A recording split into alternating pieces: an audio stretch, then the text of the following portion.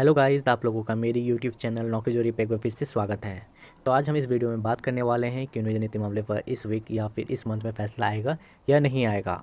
आप लोगों को मैं बताना चाहता हूं कि नियोजन नीति मामले पर इसी सप्ताह या फिर अगले सप्ताह की शुक्रवार तक फैसला आ जाना चाहिए। इसके पीछे एक बहुत ही बड़ी कारण भी है। यदि फैसला नहीं दिया जाता है तो क्या होगा, मैं इस वीडियो में आप लोगों को बताने वाला हूँ। तो आप हमारे चैनल के साथ बने रहिए और वीडियो को पूरे अंत तक जरूर देखिएगा, ताकि आप जान सकें कि आप लोगों का जो फ़ैसला है इस वीक या फिर नेक्स्ट वीक तक क्यों आ सकता है। तो चलिए इस वीडियो को शुरू करते हैं और जानते हैं इसी के बारे में पूरी डिटेल से। लेकिन उससे पहले यदि आप हमारे चैनल में पहली बार आए हैं तो प्लीज़ हमारे चैनल को सब्सक्राइब जरूर करिएगा, साथ ही साथ हमारे चैनल के बेल आइकन को भी जरूर दबाइएगा। आपको बता दूं कि नियोजन नीति मामले पर अब तक 2 बार स्टे को एक्सटेंड किया गया है। यानी नियोजन नीति मामले पर पहली बार 6 महीने की अवधि 18/9/2019 को ही खत्म हो रही थी, लेकिन उससे पहले ही स्टे को आगे बढ़ा दिया गया था झारखंड हाईकोर्ट के द्वारा। उसके बाद 13/3/2020 को नियोजन नीति मामले पर 6 महीने की अवधि फिर से खत्म हो रही थी, लेकिन फिर से नियोजन नीति मामले पर स्टे को आगे बढ़ा दिया गया था झारखंड हाईकोर्ट के द्वारा।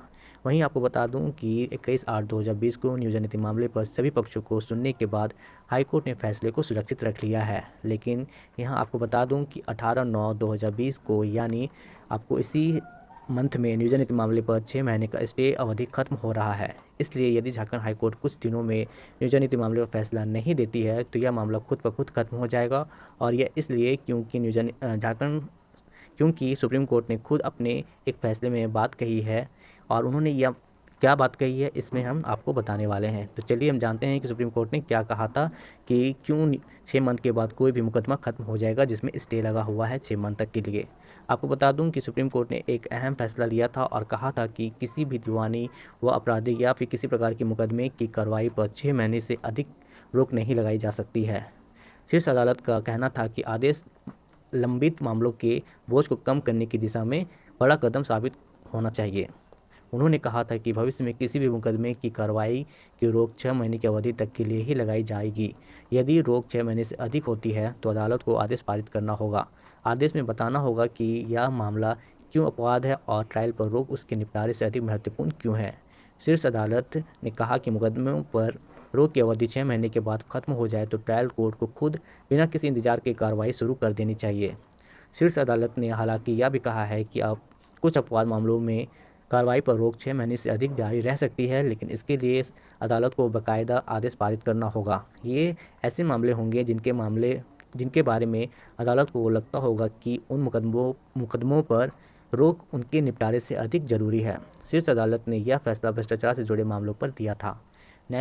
न्यायमूर्ति आदर्श कुमार गोयल, न्यायमूर्ति रोहिंटन एफ नरीमन और न्यायमूर्ति नवीन गुप्ता की पीठ ने कहा कि मुकदमे की कार्रवाई पर अनिश्चितकालीन रोक नहीं लगाई जानी चाहिए। पीठ ने कहा कि इस सुधार की दरकार न सिर्फ भ्रष्टाचार से जुड़े मामलों में है, बल्कि सभी दीवानी और फौजदारी मामलों पर भी है।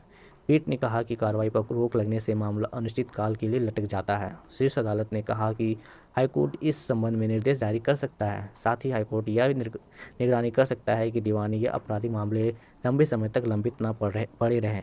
शीर्ष अदालत ने इस आदेश की प्रति सभी हाईकोर्ट तक पहुंचाने के लिए कह दिया था, जिससे इस संबंध में ज़रूरी कदम उठाए जा सकें। तो आप यहाँ पर देख सकते हैं और सुन भी सकते हैं कि किस प्रकार से सुप्रीम कोर्ट ने पूरी साफ शब्दों में कहा है कि कोई भी मुकदमा में यदि स्टे 6 मंथ तक लगा हुआ है तो वह जारी रह सकता है, लेकिन 6 माह से स्टे का अवधि ज़्यादा हो जाता है तो वह खुद पे खुद खत्म हो जाएगा। और यही कारण है कि नियोजन नीति मामले पर भी 18/9/2020 को 6 महीने का स्टे का अवधि खत्म हो रहा है, और यदि उससे पहले फैसला नहीं दिया जाता है तो यह जो स्टे है वह भी खत्म हो जाएगा। और इसके बाद झारखंड सरकार के पास यह पावर आ जाएगा कि वे जितने भी मामले, जितने भी नियुक्तियां हैं या फिर जितने भी रिजल्ट अभी रुके हुए हैं उससे वे निकाल सकते हैं। तो देखना होगा कि अब नियोजन नीति मामले पर फैसला कब दिया जाता है और झारखंड हाईकोर्ट इस मामले पर क्या करती है।